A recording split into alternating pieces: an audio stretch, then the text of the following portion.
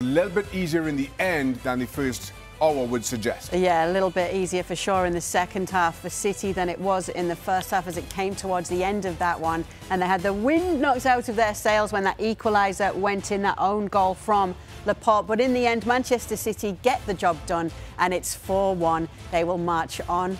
What did you think of their performance today? In the end, it was very comfortable, in all honesty. Southampton gave them a lot to be worried about, and which you would expect from Southampton. We spoke about their record head-to-head over the last couple of seasons, including this one. Yet still, and you asked before the game who was under pressure for City in this one. Jesus, as much as I praised him for the role that he played in City's opening goal, and Jack Grealish didn't really offer a lot. And then Pep Guardiola brings Riyad Mahrez, brings Phil Foden off the bench. Both of them get themselves on the score sheet. Very comfortable last half hour for City. That's where the pressure was, or who the pressure was on in Grealish and Gabriel Jesus. City, as we've been saying all along, regardless of who they put out, they always seem to have another gear, and that's how it proved. Yeah, City had a few troubles finding the back of the net in the last two games before this one. No such troubles today. In the end, Nedum, what will they take from this win? I think the fact that in the second half they were a lot better, I think, than they were in the first. They didn't offer too much encouragement. I think you look at the second half and there's that chance for Che Adams, which is a big opportunity for Southampton. But aside from that, it didn't feel like they had a ton more.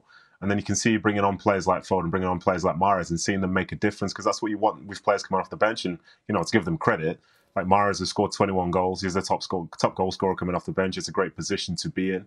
So for them, it's just a case of dealing with a tough time. You know, let's be clear. They've not managed to beat Southampton before today. So to go out there, to be able to score 4 goals, to have a good feeling back then, to know that you're going back to Wembley for a semi-final, you know, it's an exciting time of the season. And as Shaka was saying before the game, like, you know, there's pressure at this point of the season, but that's what you want. You don't want to have 10, 15 games left to go where there's nothing to play for. But for these guys, you can see that's what they're driven by, and they've just guaranteed themselves another one there. Yeah, as Nedum alluded to there, we talked before the game about City enjoying the pressure, which is what Pep Guardiola had told his side to do. Did they enjoy the pressure here, do you think? Is that them doing this? Yes, I think in the end they come away happy, obviously, with the performance, happy with the result, that they're into the FA Cup semi-final. They're within touching distance of another major silverware in English football.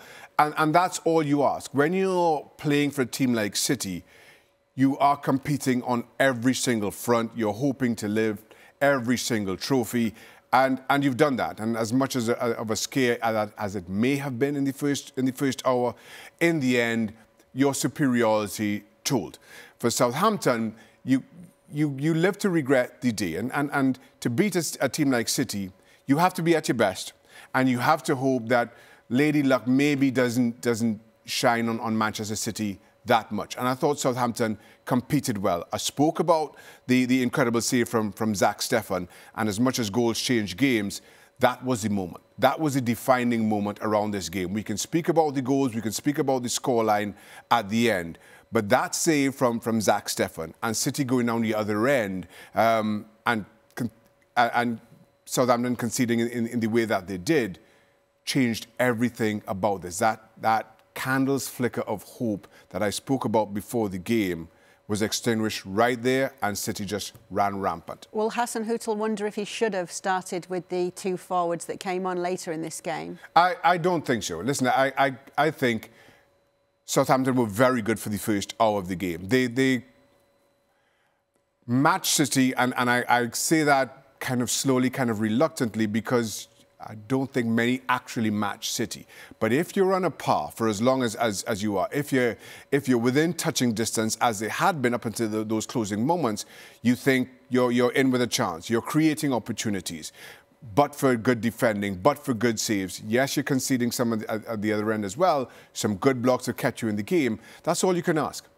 And then, as I say, missed chance.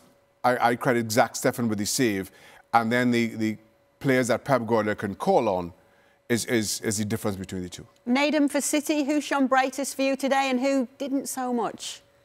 Who didn't? Oh, why are you trying to get me to throw people under the bus? I thought, We're not having any fence sitting.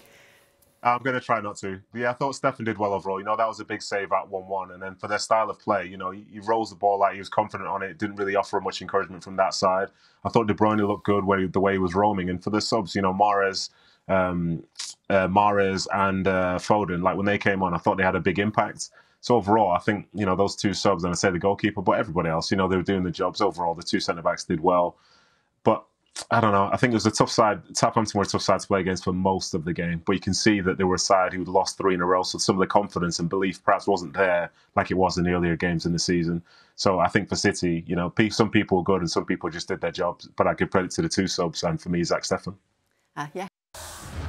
Well, thank you very much for watching ESPN on YouTube. For more sports highlights and analysis, be sure to download the ESPN app. And for live streaming, premium content, and let's not forget as well, ESPN FC 7 days a week. Subscribe to ESPN+.